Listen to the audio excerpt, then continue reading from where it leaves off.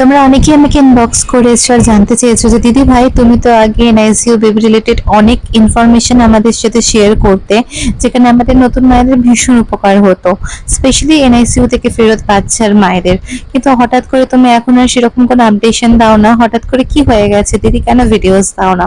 দেখো সত্যি কথা বলতে পার্সোনাল লাইফে একটুখানি কিছু সমস্যা থাকার কারণে আমি সেরকম ভাবে এখন আর ভিডিও দিতে পারি না। সমস্যা বলতে আসলে যেহেতু আমার বেবি খুব সুপার অ্যাক্টিভ, আর এরকম সুপার অ্যাক্টিভ বেবিকে নিয়ে আমি সত্যি কথা বলতে সারাদিন খুবই ব্যস্ততার মধ্যে কাটাই। আর সত্যি কথা বলতে টাইমগুলো আমি সত্যি রাজ্যের সাথে কাটাতে চাই, তাই অন্য কিছু করে আমি সত্যি সময়গুলো নষ্ট করতে চাই না।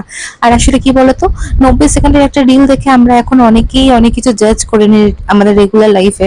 একটা রিল কিন্তু শুধুমাত্র একটা বিনোদনের জন্য, একটা মুভি, একটা সিরিয়াল, এগুলো সব আমরা জানি কিন্তু একটা বোকা বাক্সে তৈরি একটা গল্প। তারপরেও কিন্তু আমরা সেগুলোর মধ্যে এতটাই মশগুল হয়ে যাই, সেটাকে রিয়েল ভাবতে শুরু করে দিই।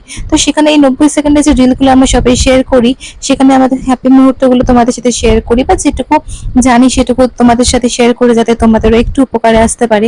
কিন্তু সেটা নিয়ে মানুষের কটাক্ষের আর শেষ নেই। দেখো এখানে ঠিকঠাক মতন ভাতটুকু আমরা খেতে পারি না। নতুন মায়েরা এরকম অনেক সমস্যায় ফেস করে, বাচ্চা ওখানে ঘুমাচ্ছে আর সেখানে শান্তভাবে ভাত খেতে হচ্ছে। আদৌ কতটা খাচ্ছি মানে স্বাদ অনুভব করছি জানি না, তবে খেতে হয় বলে খাচ্ছি। যাই হোক, তো কটাক্ষের শিকার হতে হতে আর ভালো লাগে না জানো। তবে চেষ্টা করছি আমি আবার তোমাদের সাথে সবকিছু নতুন করে শেয়ার করতে।